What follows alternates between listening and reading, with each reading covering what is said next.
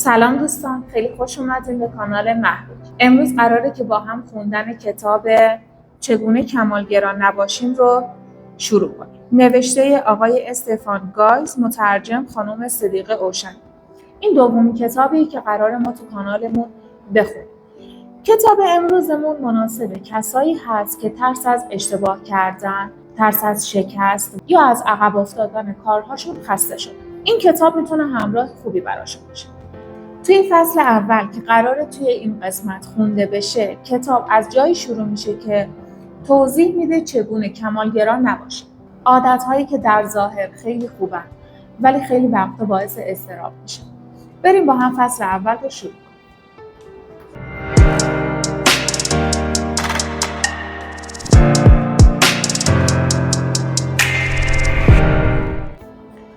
فصل اول، مقدمه. در دنیایی که مدام می‌کوشد از تو چیز دیگری بسازد، خود بودن مهمترین دستاورد است. وقتی ژاپنی‌ها ظروف شکسته را تعمیر می‌کنند، محل شکستگی را با طلا پر می‌کنند. آنها اعتقاد دارند چیزی که آسیب دیده و سرگذشتی دارد زیباتر است. کمالگرایان کارآمد. در دقیق‌ترین، فنی‌ترین و واقعی‌ترین معنای کلمه، یک کمالگرای محض کسی است که در دنیای واقعی کاملا ناکارآمد است. اگر اکنون دستتان را بالا می‌آورید و برای تایید گفته‌های من سرتان را تکان می‌دهید، به احتمال زیاد اغراق می‌کنید. زیرا بیشتر ما انسان‌ها به عنوان افراد کمالگرا کارآمد هستیم، اما به همین دلیل زندگی مطلوبی نداریم. آیا تا به حال برای تصمیم‌گیری دچار مشکل شده‌اید؟ کمالگرایی. آیا از قرار گرفتن در موقعیت‌های اجتماعی ترسیده‌اید؟ کمالگرایی. آیا کارهایتان را به تعویق انداخته‌اید؟ کمالگرایی. آیا به راحتی دچار ناامیدی می‌شوید؟ کمالگرایی. آیا عزت نفس پایینی دارید؟ کمالگرایی. کمالگرایی باعث به وجود آمدن برخی از بدترین مشکلات روحی می‌شود. زیرا نواقص زندگی را به موانعی آزاردهنده، ترسناک و غیر قابل تحمل تبدیل می‌کند. کمالگراها به خاطر شکاف میان خواسته‌های خود و واقعیت دیوانه می‌شوند یا دست و پایشان بسته می‌شود و این مسئله توانایی آنها را برای پیشرفت و لذت بردن از زندگی مختل می‌کند. فقط معمول‌گرایان می‌توانند نقص‌ها را تحمل کنند که ویژگی بارز دنیای ماست. خوشبختانه کمالگرایی یک ویژگی دائمی نیست. ما این توانایی را داریم که با راهکارهای درست خودمان را تغییر دهیم. برای یافتن راهکارهای مناسب به منظور مواجه با کمالگرایی باید ریشه‌های مشکل را بررسی کنیم. من بسیار کمالگرا هستم. همه ما شنیده‌ایم که کسی میگوید من بسیار کمالگرا هستم یا خودمان این جمله را به زبان آورده‌ایم. آیا توجه کرده‌اید مردم کمالگرایی را یک نقص می‌دانند اما در خفا به آن افتخار می‌کنند؟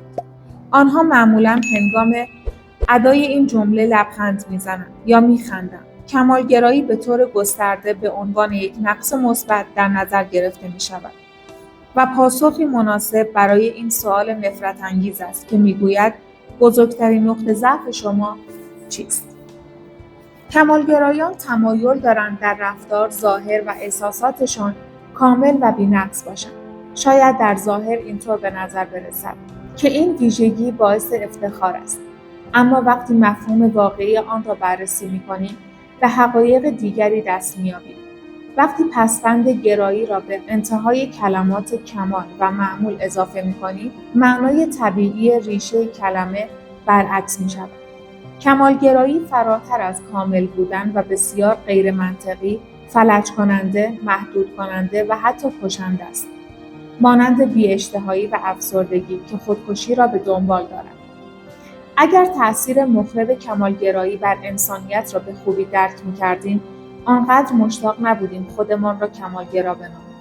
من هیچ کس را به خاطر کمالگرایی قضاوت نمی‌کنم، زیرا همه ما به نحوی کمالگرا هستیم. اما عبارت من بسیار کمالگرا هستم مانند زخم بازی است که آن را به عنوان یک وسیله زینتی چشم نواز در نظر می‌گیرم. جزئیات مهم است. دلیل آن را می‌دانید. حتی اگر بعد از خواندن این کتاب آزادی و قدرت حاصل از معمولگرایی را درک کنید، ممکن است کافی نباشد. اگر نتوانید کمالگرایی را به عنوان یک ذهنیت مضر و مخرب بشناسید، توهم برتری آن اجازه نمی‌دهد تغییرات مد نظرتان را اعمال کنید. کمالگرایی مشکلات جدی دیگری به همراه می‌آورد که معمولاً به عنوان مسائل فرعی شناخته می‌شوند. برای مثال، کمالگرایی یکی از علل بسیار شایع افسردگی است که انبوهی از مشکلات دیگر مانند اعتیاد را به دنبال خواهد داشت. نمونه عینی کمالگرایی بی‌اشتهایی است. میل رسیدن به وزن مطلوب یا تصویر بدن. این مورد یکی از خطرناکترین اختلالات روانی و درمان آن بسیار دشوار است. پس بهتر است با کمالگرایی به صورت سطحی برخورد نکنید. کمالگرایی یک اختلال ذهنی است. مطالب این کتاب بسیار ساده و روان است، اما بسیاری از افراد با کمالگرایی بسیار عادی برخورد می‌کنند. پس باید درباره آن صحبت کنیم. برای رهایی از کمالگرایی باید این تمایل پنهانی برای ستایش آن را متوقف کنیم. کمالگرایی بسیار فریبنده است، یک شوخی فریب‌آمیز. این بدترین ذهنیتی است که یک نفر ممکن است داشته باشد. اما معمولگرایی همان چیزی است که باید در سر داشته باشیم. بسیار گرانبها، 5 ستاره، بهترین ذهنیت. همانطور که کتاب را می‌خوانید، به دنبال ایجاد روابط ذهنی جدید با این کلمات باشید. شاید کارتان را با گفتن این جمله شروع کنید: من بسیار معمولگرا هستم. علم کمالگرایی. قبل از تلاش برای یافتن راهی مناسب به منظور تبدیل شدن به یک معمولگرا، لازم است کمالگرایی را رمزگشایی و بخش‌های مختلف آن را بررسی کنید. اینکه بدانید ماشین چیست و چه عملکردی دارد، به این معنا نیست که می‌توانید یک ماشین بسازید. به همین ترتیب، اینکه بدانید کمالگرایی چیست و چگونه عمل می‌کند، به معنای آگاهی از نحوه کنترل آن نیست. به همین دلیل است که باید آن را با جزئیات بررسی کنید. مقدمات مطلوبی برای درک کمالگرایی فراهم شده است. مشکلی که باقی می‌ماند، همانطور که در ادامه خواهید دید، عدم توافق درباره نحوه تجزیه و تحلیل آن است. تحقیق درباره کمالگرایی. در سال 1990 پروفسور رندی فراست طرحی را ارائه کرد که مقیاس کمالگرایی چندبعدی فراست FMPS نامیده می‌شود. در اینجا 6 زیرمجموعه مقیاس فراست و علائم اختصاری رایج آنها آمده است. نگرانی درباره اشتباهات CM، استانداردهای شخصی PS، انتظارات والدین PE، انتقاد والدین PC، شک و تردید درباره انجام کارها DA، سازماندهی OR. در سال 1998 پروفسور یواکیم استوبر پیشنهاد کرد که میتوان این موارد را ساده سازی کرد و به 4 مورد کاهش داد. اما از طرفی خاطر نشان کرد شاید برخی از نتایج مطالعات نشان دهند زیرمجموعه‌های اصلی FMPS برای ارزیابی تمایزات مهم دست کم در نمونه‌های بالینی ضروری هستند. در سال 1991 هویت و گوردون فلت به یک مقیاس کمالگرایی چندبعدی دست یافتند. این مقیاس شامل 45 مورد بود که بر اساس منبع بروز کمالگرایی طبقه بندی شده: کمالگرایی خودمحور، معیارهای غیر واقع گرایانه و انگیزه‌های کمالگرایانه برای خود، کمالگرایی دیگر محور، معیارهای غیر واقع گرایانه و انگیزه‌های کمالگرایانه برای دیگران، کمالگرایی جامعه گرا، باور به این که افراد مهم از خودشان انتظار دارند کامل و بی‌نقص باشند.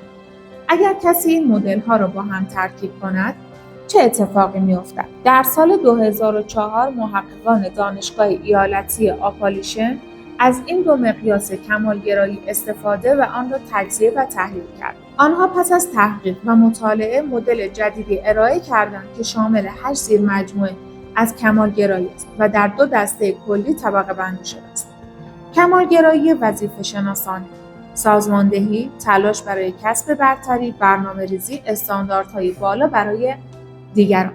کمالگرایی خود ارزیاب نگرانی در مورد اشتباهات، نیاز به تایید دیگران، فشار والدین، نشخوار ذهنی. این درخت پیچیده‌ای از ایده هاست که تنها از یک کلمه نشأت می‌گیرد. شاید با خودتان فکر می‌کنید هیچ یک از مقیاس‌ها به طور دقیق مفهوم کمالگرایی را در بر نمی‌گیرد. محققان کمالگرایی را مدل سازی می‌کنند و به دنبال تعریف این کلمه و مشکلات ناشی از آن هستند. نه اینکه بر اساس این اطلاعات راه حل‌هایی برای حل مشکل ارائه دهند. هدف ما انتقاد از این رویکرد نیست.